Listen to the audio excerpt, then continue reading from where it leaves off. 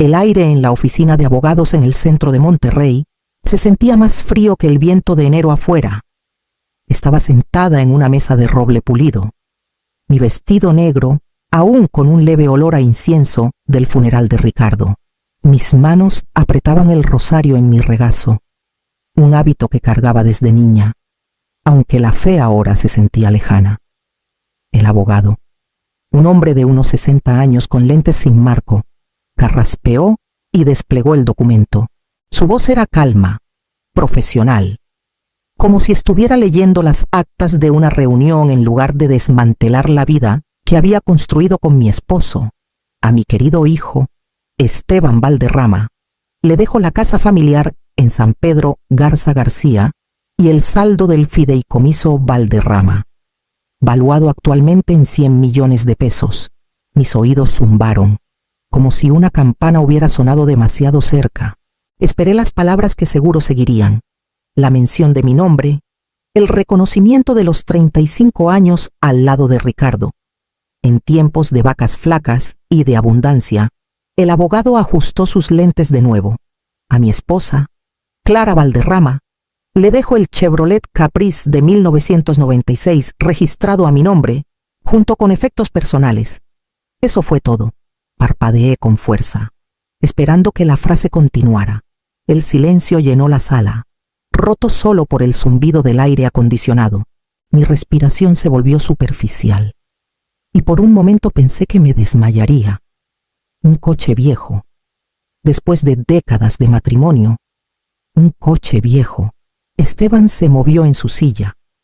Llevaba un traje azul marino que le quedaba impecable, la corbata roja brillante como si ya estuviera celebrando. Me miró, con las comisuras de la boca tensas, entre lástima y triunfo.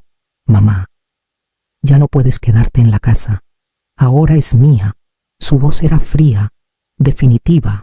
El abogado murmuró algo sobre firmas y trámites, pero no lo escuché. Mi mirada cayó en las llaves sobre la mesa. Su metal opaco por los años en el bolsillo de Ricardo brillaban débilmente bajo la luz fluorescente, lo único en esa oficina que me ataba a lo que quedaba de mi vida. Tomé las llaves con dedos temblorosos y me levanté lentamente. Mis piernas se sentían huecas, pero logré salir sin derrumbarme.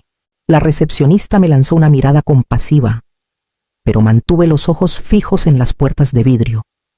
Afuera, el cielo de Monterrey era pálido y sin nubes. Me quedé en la banqueta, con el tráfico rugiendo a mi lado, aferrando las llaves de un coche que no había manejado en años. Era todo lo que tenía ahora, y sabía que debía irme antes de que Esteban me cerrara la puerta para siempre, para el fin de esa semana. Esteban había cambiado las cerraduras de la casa en San Pedro. Hombres que no conocía sacaron mis cajas como si fuera una inquilina que se había quedado demasiado tiempo. Me quedé en la entrada, mientras los vecinos pasaban despacio en sus coches, mirando. Mantuve la barbilla en alto, aunque por dentro sentía que el suelo se inclinaba bajo mis pies. Cada caja que sacaban era un pedazo de mi vida, reducido a trastos las camisas de Ricardo, álbumes de fotos, los platos que elegimos en una tienda Coppel que ya no existe. Cuando los cargadores los apilaron junto al Caprice, me obligué a meterlos uno por uno en la cajuela y el asiento trasero. El coche gruñó bajo el peso, pero resistió. Manejé hacia el sur, lejos de los rascacielos de Monterrey y sus amplias avenidas, rumbo a Escobedo. Ricardo había rentado una pequeña bodega ahí, casi olvidada después de que trasladó sus negocios al centro. La puerta de metal chirrió al abrirla. Adentro olía a polvo y aceite, pero al menos estaba seco. Al menos era mío por el mes que aún quedaba del contrato. Esa noche, extendí una cobija en el catre estrecho que Ricardo había dejado. Intenté rezar, pero las palabras se trabaron. El duelo vino primero, luego la rabia, y después una sospecha hueca que no podía sacudirme. ¿Por qué Ricardo había hecho esto? ¿Por qué dejarle todo a Esteban y a mí, solo este coche? Me quedé despierta escuchando el zumbido de la carretera a lo lejos. El Caprice, estacionado justo afuera. Mis ojos seguían desviándose hacia él, las llaves pesadas en mi palma. Si Ricardo me había dejado solo ese coche. Tal vez no era solo un coche. Algo dentro de mí susurraba que su valor aún estaba por revelarse. A la mañana siguiente, decidí limpiar el Caprice. El polvo cubría el cofre y la cajuela olía ligeramente a gasolina y cuero viejo. Me dije que era solo una tarea para mantenerme ocupada, mientras mi mente se negaba a descansar. Pero una parte de mí se sentía atraída, como si el coche mismo guardara un secreto. Saqué todo de la cajuela: la llanta de refacción, una cobija raída, una caja de herramientas oxidadas. Al levantar la alfombra, mis dedos tropezaron con una sección suelta. Presioné más fuerte y la tela se despegó, revelando un panel de madera delgado, con bordes desgastados como si lo hubieran levantado antes. Mi corazón se aceleró. Con un desarmador de punta plana del compartimento de guantes, levanté el panel. Debajo había una caja de metal pequeña, con la pintura descascarada y el cierre rígido por el tiempo. Mi respiración se volvió superficial mientras la puse en la defensa y la forcé a abrirse. Adentro había sobres apilados con cuidado y un paquete de papeles atados con una liga. El primer documento que desplegué fue una escritura 150 hectáreas en el municipio de Allende, firmada y notariada a nombre de Ricardo. Debajo había otro, transfiriendo los derechos minerales exclusivamente a mí. Mi pulso retumbó mientras pasaba al siguiente paquete, un estudio geológico de 2018 sellado por una firma consultora. Las palabras saltaron de la página: arcillas con contenido de litio observadas en concentraciones significativas. En el fondo de la caja había un sobre con mi nombre escrito a mano por Ricardo. Rompí el sello con dedos temblorosos. Clara, comenzaba la carta. Si estás leyendo esto, significa que ya no estoy. Esteban no conoce la paciencia. Tú sí. Lo que le dejo a él lo atará. Lo que te dejo a ti te liberará. Espera, y verás por qué. Me senté en el borde de la cajuela, aferrando la carta como si fuera la mano de Ricardo, por primera vez desde el funeral. El dolor en mi pecho se aflojó. No me había abandonado. Había escondido algo más grande a plena vista. La pregunta ahora era qué hacer con una tierra que podía cambiarlo todo. Mantuve la caja de metal cerca de mí durante días, releyendo la carta de Ricardo hasta que el papel se suavizó en los dobleces. Cada vez, la misma línea me golpeaba: espera, y verás por qué.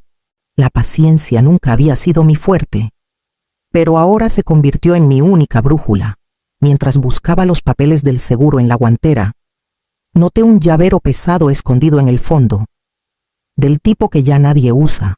4 llaves de latón, cada una con grabados desgastados.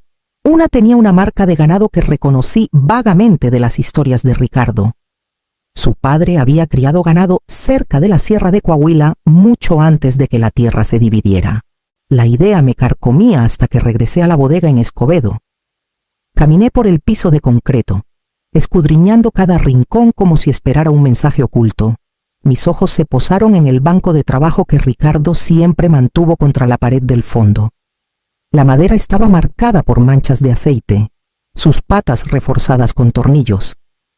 Me agaché y pasé la mano por el suelo, rozando un cuadrado de metal medio escondido debajo. Era una trampilla, sellada con un candado tan corroído que parecía fundido a la argolla. Probé una llave, luego otra. La tercera encajó y giró con un clic renuente. Contuve el aliento al levantar la trampilla, y un olor a moho subió desde abajo, en una cavidad poco profunda, de no más de 30 centímetros.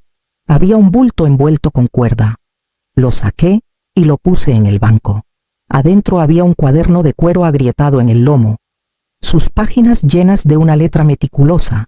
La portada decía Valderrama, 1954. Era el registro de prospección de mi suegro, lleno de coordenadas, notas de suelo y mapas de las mismas hectáreas que Ricardo me había dejado. Debajo del cuaderno había otro sobre, sellado y notariado, transfiriendo los derechos minerales exclusivamente a mi nombre.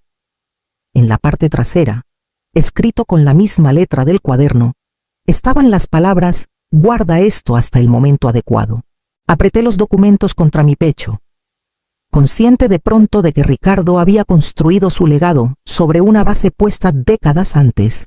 La herencia era más grande de lo que había imaginado, y la responsabilidad más pesada de lo que estaba preparada para cargar. Un mes después de que se leyó el testamento de Ricardo, Esteban me invitó a comer en el centro de Monterrey.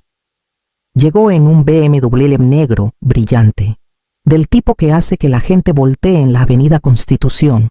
Bajó con un traje a medida, lentes de sol destellando bajo el sol de invierno, y saludó como si nada hubiera pasado entre nosotros. Sobre bistec y vino yo apenas tocando mi plato. Él, saboreando cada bocado, presumió de un nuevo trato con un grupo de inversionistas de Guadalajara, de amigos en Houston que le prometían un lugar en su mesa, de las remodelaciones que ya había ordenado para la casa. Sus palabras tenían el brillo de alguien convencido de que el mundo finalmente se había rendido a su voluntad. Pero detrás del lustre, noté que los bordes se deshilachaban. Su celular vibraba sin parar. Al principio lo ignoró. Luego se excusó 2 veces para tomar llamadas afuera. Cada vez que regresaba, su sonrisa se tensaba un poco más. Esa noche, al pasar por su oficina camino a mi coche, lo escuché a través de la puerta abierta. Su tono era cortante, suplicante. Lo cubro la próxima semana. Solo pásalo a la otra cuenta. Rumores me llegaron a través de viejos amigos en San Pedro. Esteban estaba apostando en salas traseras en clubes de Valle Oriente, metiendo dinero en negocios que ni los abogados más curtidos tocaban. Le pregunté una vez, con cuidado, si estaba siendo prudente. Su expresión se endureció, como si lo hubiera acusado de débil. «Mamá, nunca has entendido cómo funciona el dinero de verdad», dijo con frialdad. «Viviste a la sombra de papá y crees que eso es noble, pero no perteneces a este mundo. Deja de preocuparte. Yo lo tengo bajo control». No dije más.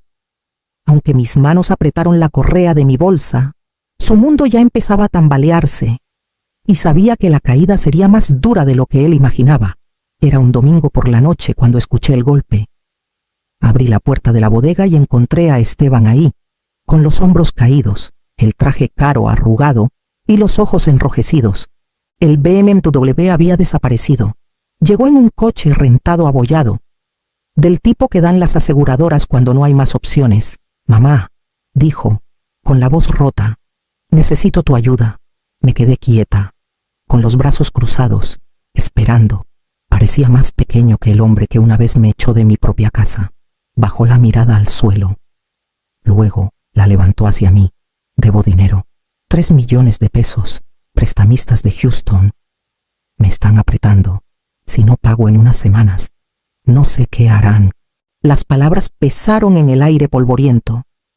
Por un momento, lo recordé a los 10 años, con las rodillas raspadas y el labio temblando, pidiéndome que arreglara lo que había roto. Pero esto no era un juguete ni un guante de béisbol. Era una deuda que podía arruinar más que solo a él. «¿Por qué vienes a mí?», pregunté en voz baja. «Porque eres lo único que me queda». Debería haberlo echado, dejarlo enfrentar a los lobos que él mismo eligió. En cambio, respiré hondo y dije los términos que había estado formando desde la carta de Ricardo. «Si te ayudo, no será un regalo. Trabajarás los fines de semana en la tierra que Ricardo me dejó. Asistirás a jugadores anónimos y traerás pruebas. Firmarás un contrato notariado de pago, cada centavo registrado, y te pararás frente a la familia a pedir perdón públicamente por lo que has hecho». Se estremeció, el orgullo luchando con la desesperación. «Eso es humillante», murmuró. «Es sobrevivir», respondí. El silencio se alargó hasta que sus hombros cedieron. «Está bien», susurró. «Lo haré». A la mañana siguiente, fuimos a un notario en Escobedo. La mano de Esteban temblaba mientras firmaba el contrato, cada trazo despojándolo del último resto de su arrogancia. Cuando terminó, deslizó los papeles sobre el escritorio sin mirarme. Por primera vez en meses, sentí que el suelo se movía, no a su favor, sino al mío. No era una victoria, solo un frágil comienzo, y sabía que la prueba de su resolución aún estaba por venir. La primera señal llegó una noche tarde.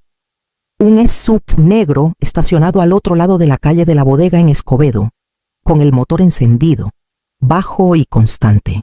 Observé desde la ventana hasta que una puerta se abrió y un hombre bajó. Caminaba con la confianza de alguien que no teme ser visto. Deslizó un sobre bajo la puerta de la bodega antes de volver al vehículo.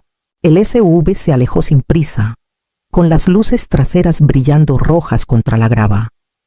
Dentro del sobre había una sola hoja, escrita en letras grandes: mantente callada. Algunas cosas son más grandes que tú. Sin nombre, sin firma. No dormí esa noche. Al amanecer, reuní las escrituras, el estudio geológico y la carta de Ricardo en una bolsa de lona y manejé directo a la parroquia en el pueblo. El padre Morales había bautizado a Esteban cuando era bebé. No hizo preguntas cuando le pedí usar la caja fuerte de su oficina. Puse los documentos adentro, con las manos temblando, y cerré la pesada puerta de acero. Esa misma semana fui a la oficina del Registro Público en Monterrey y presenté un aviso preventivo sobre los derechos minerales. No era un escudo contra todo peligro, pero hacía más difícil cualquier transferencia repentina. Los papeles eran mi armadura, aunque se sentía frágil contra las sombras. El siguiente golpe en mi puerta no fue de Esteban, fue de Valeria Hensley. Llegó impecable y sonriente, con una carpeta en la mano, con la confianza de una abogada de Guadalajara con demasiados amigos. Desplegó un documento sobre mi mesa. Tu hijo firmó esto, dijo con dulzura. Una cesión de derechos, en una fiesta en Guadalajara. Al parecer, puede que no lo recuerde, pero la tinta no miente. Miré la firma temblorosa al pie de la página, mi estómago retorciéndose.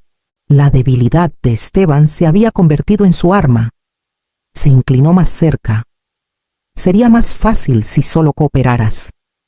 Deslicé el papel hacia ella sin decir palabra, pero por dentro sentí que el suelo se inclinaba de nuevo, esta vez hacia una batalla que ya no podía evitar. El juzgado de Monterrey olía a madera pulida y papel viejo. Un lugar donde la verdad y las mentiras debían compartir los mismos bancos. Me senté en la mesa de la demandante con mi carpeta de documentos, cada uno cuidadosamente sellado y certificado. Al otro lado del pasillo, Valeria sonreía como una mujer que creía que ya había ganado. Esteban estaba detrás de mí, en silencio por primera vez, con las manos tan apretadas que los nudillos estaban blancos. Cuando entró el juez, Valeria se levantó primero, avanzó con pasos seguros, los tacones resonando, y levantó una hoja. Señor juez, este es un documento de cesión de derechos firmado por Esteban Valderrama a favor de mi cliente.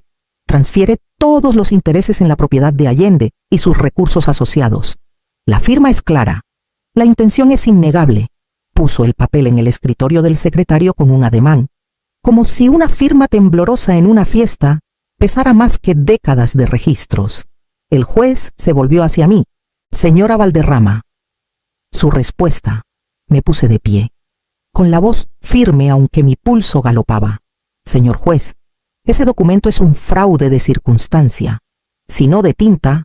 Mi esposo, Ricardo Valderrama, transfirió los derechos minerales únicamente a mí, como consta en el registro de Allende. Aquí está la cadena de títulos certificada. Entregué el primer paquete. Aquí está el archivo del fideicomiso con el Estado de Nuevo León, reafirmado hace 2 años. El segundo paquete se deslizó y aquí está el estudio geológico, encargado por Ricardo, que me identifica como titular de los derechos. El juez revisó cada uno, comparando sellos, firmas y fechas. Valeria intentó interrumpir, pero él levantó la mano. Basta, señora Hensley. La evidencia habla más alto que las especulaciones. Se quitó los lentes y se inclinó hacia adelante. El tribunal reconoce a la señora Valderrama como la única y legítima dueña de los derechos minerales en cuestión. La supuesta cesión no tiene validez. Además, abogada, le sugiero que considere las consecuencias de presentar evidencia tan dudosa en esta sala. El fraude no se tolera aquí. La sonrisa de Valeria vaciló. Sus hombros se tensaron mientras recogía sus papeles. Murmuró algo al secretario, pero evitó mirarme. Regresé a mi asiento, mis manos finalmente relajándose. Detrás de mí, escuché a Esteban soltar un largo suspiro, como si hubiera estado conteniendo el aliento por años. No me volví hacia él. Mi mirada permaneció en el estrado del juez, donde el mazo había caído a mi favor. Aunque sabía que el sonido no acallaría las amenazas que esperaban fuera de esas puertas. Semanas después de la batalla en el juzgado, me senté frente a representantes de una compañía minera de Chihuahua en una oficina tranquila en Monterrey. Vinieron sin alardes, sin promesas de riqueza rápida, solo con hojas de cálculo y un lenguaje cauteloso. Era el tipo de moderación que Ricardo habría respetado. Firmé el acuerdo con mano firme, 12 millones de pesos por adelantado. Regalías ligadas a la producción y un fondo a nombre de Ricardo para becas a estudiantes de comunidades rurales de Nuevo León. La primera transferencia se concretó en días. Destiné una parte directamente a cubrir la deuda de 3 millones de Esteban. Los prestamistas de Houston quedaron satisfechos. Los contratos lo obligaban a pagarme con intereses y trabajo. No me agradeció, pero tampoco protestó. La humillación ya había desgastado la arrogancia que antes llevaba con tanta facilidad. Diciembre reunió a la familia, como siempre cuando Ricardo estaba vivo. Esta vez no fue en mi casa, ni en la de Esteban para presumirla. Fue en el comedor de mi hermana en Apodaca, con el aire cargado de olor a cedro y canela. Esteban se puso de pie al frente de la mesa, con un sobre temblando en sus manos. Desdobló el papel y comenzó a leer. Su voz se quebró mientras confesaba su arrogancia, su traición. El haberme tratado como un obstáculo en lugar de una madre. Pidió perdón no solo a mí, sino a cada primo, tío y tía cuyo confianza había desperdiciado. Para cuando terminó, las lágrimas emborronaban sus palabras, y el silencio se asentó sobre la mesa. Uno por uno, los familiares se acercaron a abrazarlo. Yo me quedé en mi silla, con las manos cruzadas.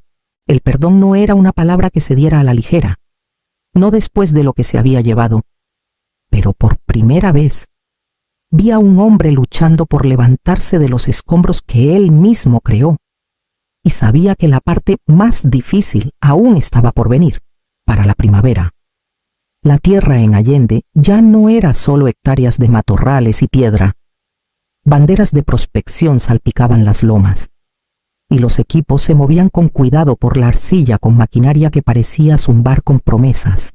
Llegaron los primeros cheques de regalías, más pequeños que el pago inicial pero constantes, y el Fondo Rosa otorgó sus primeras becas a 3 estudiantes de escuelas rurales cerca de Linares.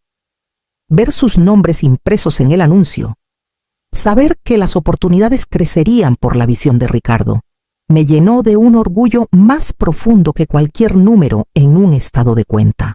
Guardé algo de dinero para mí, pero mi capricho fue modesto. Restauré el Caprice.